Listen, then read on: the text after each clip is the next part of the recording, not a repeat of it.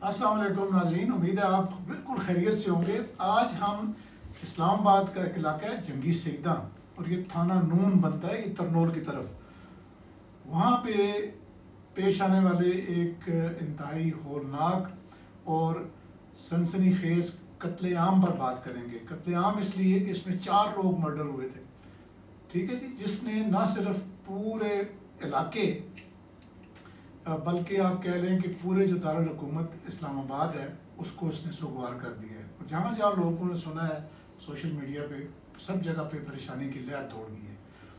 नाज़रीन, ये जो वाक़या है ये 24 और 25 अप्रैल की दरमियानी रात, बल्कि आप यूँ कहें कि सुबह के टाइम 25 अप्रैल को अर्ली मॉर्निंग ये वाक़या पेश आया है कि जब एक ही घर के अंदर तकरीबन एक ही ख़ानदान के जो 4 अफराद हैं वो खून में नहला दिए गए। अब जब इब्तदाई इतलात आई तो पूरे शहर में खौफ और सनसनी की लहर जो है वो दौड़ गई। यानी एक घर, 4 लाशें, हर तरफ चीखो पुकार और खौफ हरास। तो मुकामी पुलिस के साथ साथ जो है इतला मिलने पर वो सीनियर अफसरान भी मौका पर पहुँचे।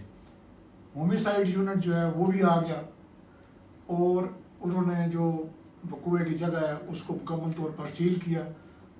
फोरेंसिक टीम्स आ गई तो शवाहिद इकट्ठे करने शुरू किए और फिर एक ऐसा पहलू सामने आया जिसने इस केस को महज कत्ल नहीं बल्कि एक पेचीदा ख़ानदानी अलमिया में बदल दिया। नाजरीन, इब्तदाई तौर पर तमाम लोगों का और जो सुनी सुनाई इतलात थी ना, उस पर तासुर ये था कि तमाम अफराद को सर में गोलियां मारकर कत्ल किया गया है, लेकिन और ये भी कहा जा रहा था कि ये ऑनर किलिंग की गई है।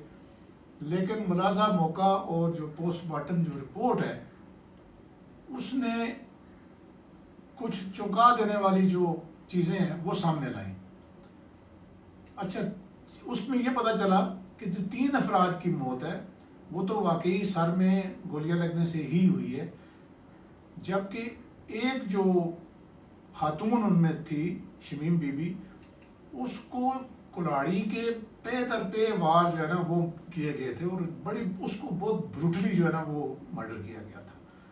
तो गालबन जो है ना यहीं से पुलिस को इस वाक़े में एक बड़ी लीड मिली। तो अब पहले मैं आपको इस वाक़े का पस मंज़र बताने की कोशिश करता हूँ, क्योंकि जब ये पस मंज़र हम जान जाएंगे तो इस कत्लेआम का जो असल मुहर्रिक है वो भी हमारे जो नाजरीन हैं उनकी उसमें आ जाएगा, समझ में आ जाएगा।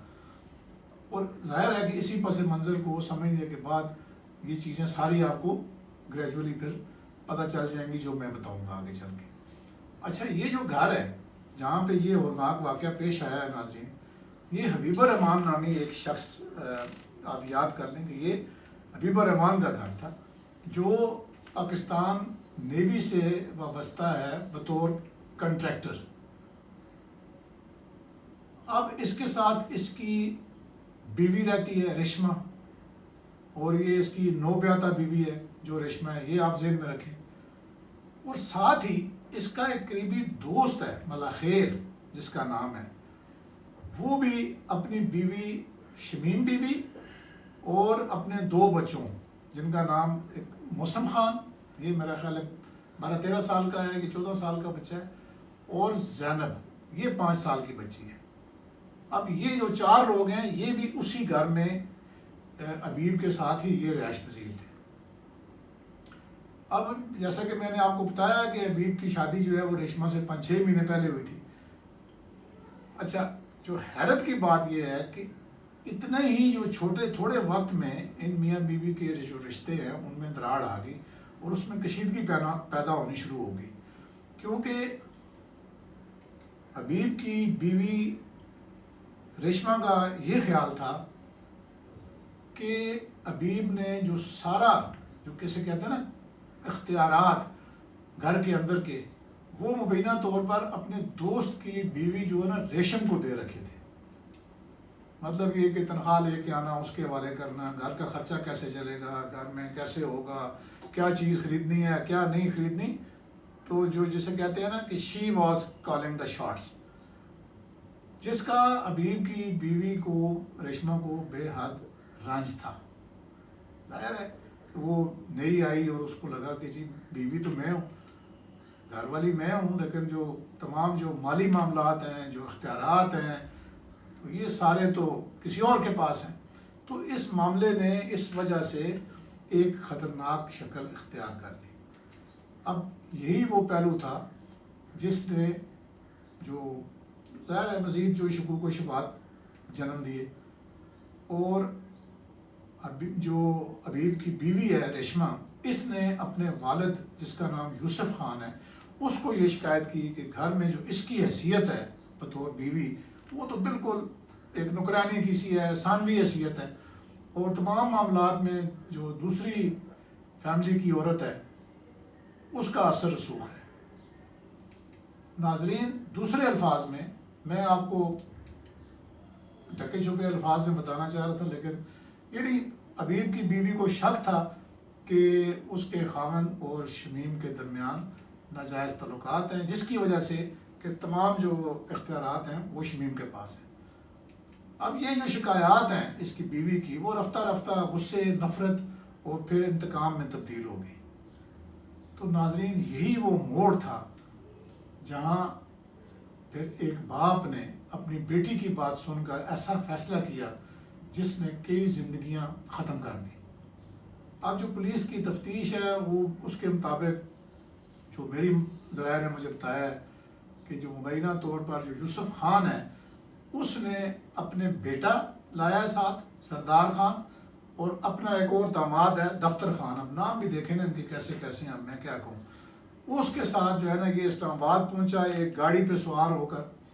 ٹھیک ہے جی، اس گاڑی کو کوئی اور ایک ڈرائیور تیسرا بندہ چلا رہا تھا. تو پھر انہوں نے آ کے رات کی تاریکی میں اس گھر کو نشانہ بنایا، فائرنگ کی.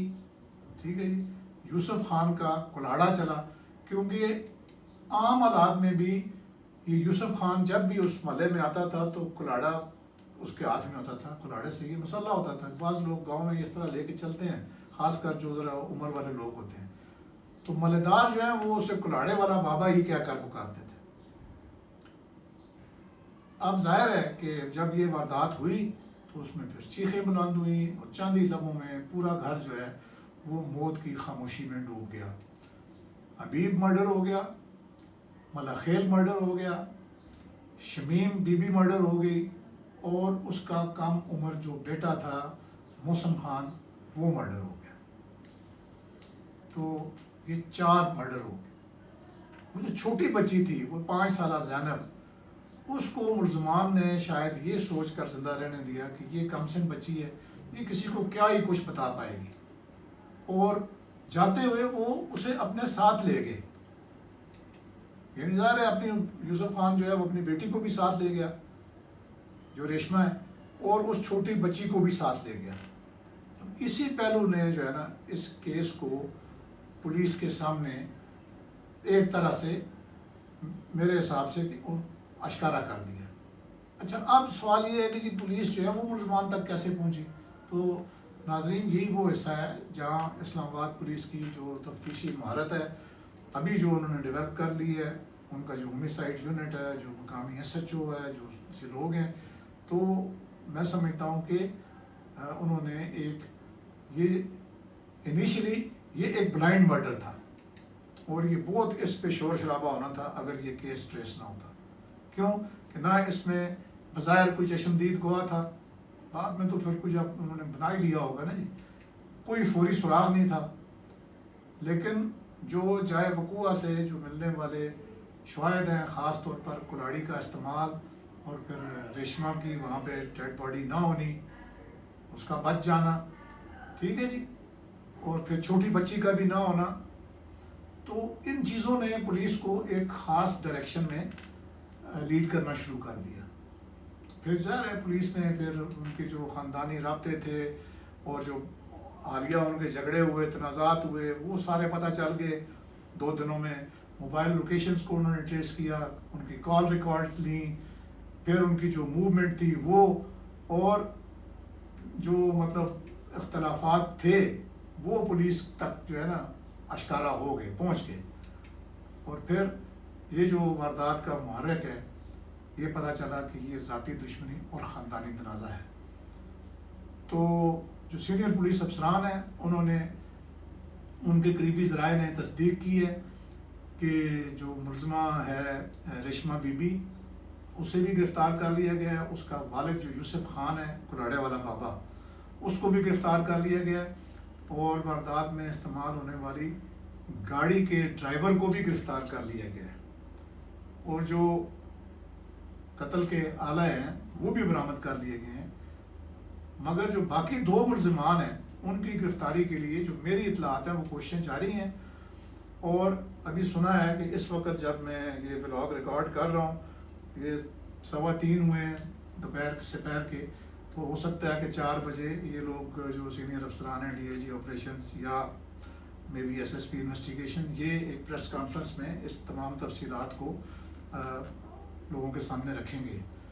تو ناظرین، جو انسانی رشتوں کا جو بکھرنا، شکوک و شبہات، غصہ، بے اعتمادی اور انتقام کی وہ داستان ہے یہ جو آخر کار کئی جانیں لے گئی ہے۔